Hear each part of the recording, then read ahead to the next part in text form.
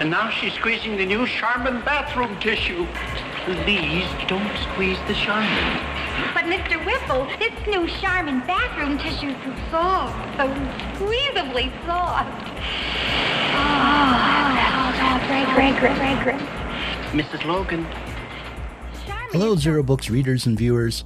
In this video, I'll be considering how political authority works by examining some of the ideas in our upcoming book, Myth and Mayhem, a leftist critique of Jordan Peterson.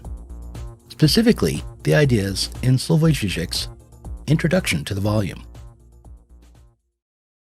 Back to Jordan Peterson. First, I think that with all his pseudo-scientific reference, he cannot talk about women and marriage without mentioning lobsters, apes, or whatever, all of them, that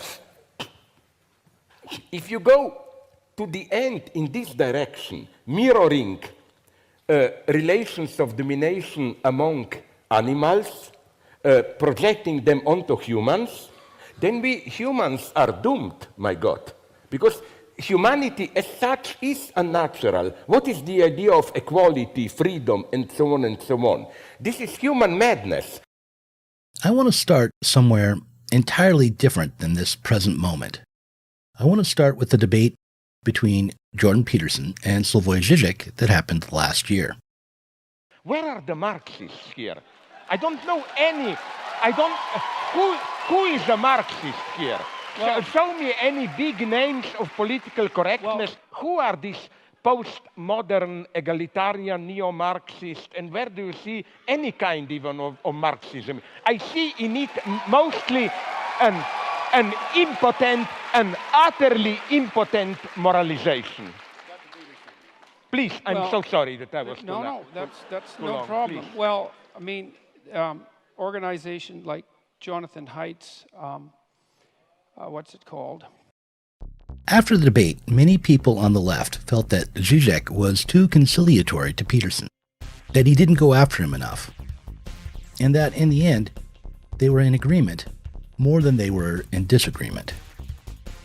By going along with Peterson about the dangers of political correctness, by agreeing that there was a PC liberal discourse out there, and that it was ideologically dangerous, Zizek was confirming Peterson and his audience in their worst reactionary tendencies. But what these critiques missed was how Zizek's agreement hinged on a more profound disagreement with Peterson than any of his critics could sustain. The fact is that Peterson and his critics have more fundamental agreements, theoretically, than Zizek and Peterson have. The radical left people seem to regard the world as it's like a kindergarten contest where people are randomly awarded gold stars. Yeah. And some people happen to have more gold stars than others because they have shinier hats or something. They don't understand at all that a huge part of power, of what you might call power, is associated with a tremendous amount of responsibility, that it's also extremely difficult to maintain. They seem to think that if everybody was They seem to think that monetary, let's say that material riches is an untrammeled reward, and it isn't associated with responsibility or work or anything like that. The supposedly radical liberal contingent of the left and the new supposedly intellectual conservatives both have a theory of power that revolves around the idea of merit.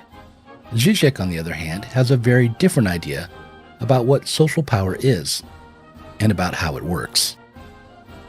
In the prologue to our upcoming book, Myth and Mayhem, a leftist critique of Jordan Peterson, Zizek wrote, "I think that social power and authority cannot be directly grounded in competence. In our human universe, power, in the sense of exerting authority, is effectively something much more mysterious, even irrational." In response to Peterson's stories about lobsters and hierarchies, I simply claim that there is no such thing as authority in nature. Lobsters have hierarchy, but the top lobster among them has no authority. He rules by force, but he does not exert power in the human sense. Okay, but what is this mysterious power known as human authority, and how does it work? If it isn't based on merit or on practical concerns, what is it based on? One way to understand Zizek's theory of power and authority is to think about the recent toilet paper shortages in America and the UK.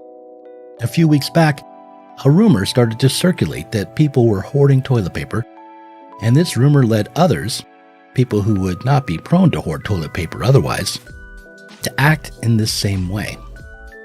The logic behind buying massive quantities of toilet paper was this.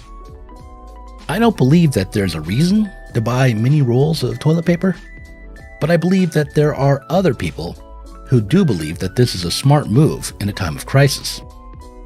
Therefore, before those people buy up and hoard the supply, I'll go to the store and make sure I get mine.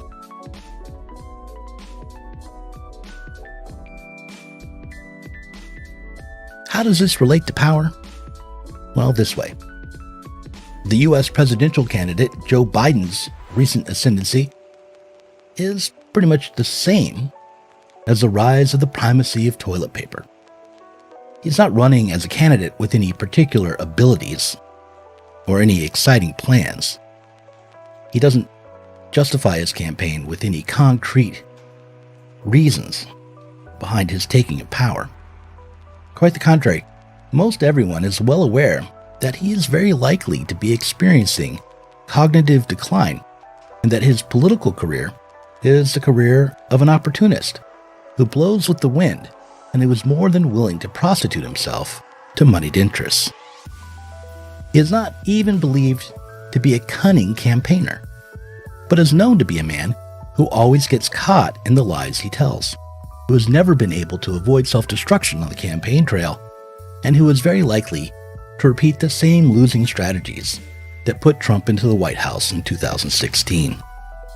But what Biden has done is to create the impression that there is some conservative middle who thinks he's the most electable candidate, and that this will get those people to vote for him both in the primaries and in the general election. Nobody has to believe that Biden is a good or strong candidate in order for him to win the nomination. They just have to believe that other people believe it, or even just that other people believe that other people believe it.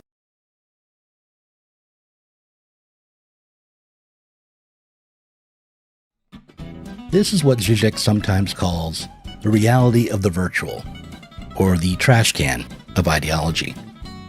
But what Zizek leaves out of his analysis is the material foundation for this trash can.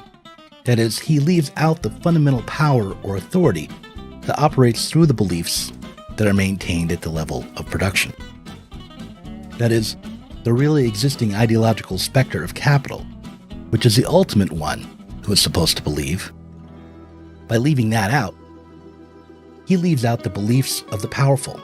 He leaves out the gods that our rulers use to create their power.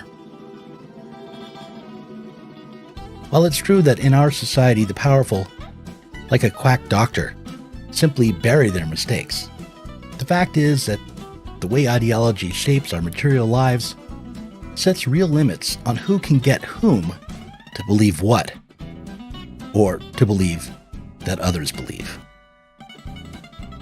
Still, all in all, this ideological critique is a good first step for everyone to hold on to.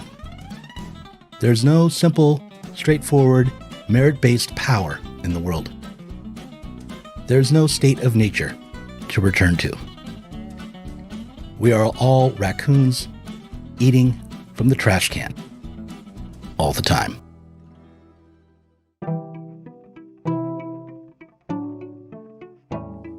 Thanks for watching this Zero Books video. If you enjoyed it, subscribe to this channel and click on the notifications bell so that you'll be alerted whenever we release a new video. You should also consider supporting us on Patreon.